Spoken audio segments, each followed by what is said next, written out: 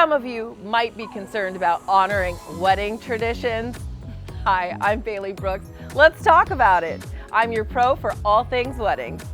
Honoring wedding traditions is sometimes a very sensitive subject because friends and family all are very opinionated about what you should be doing on your wedding day. You remember that one? The one you're paying for?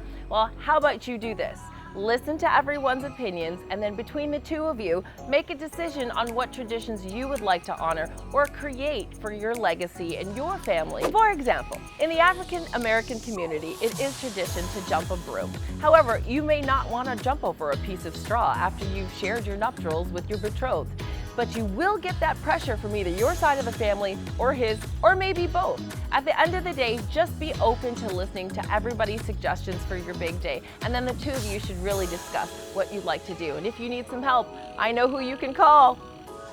I'm looking forward to reading the comments below to hear about all of the traditions that you'll be honoring on your big day.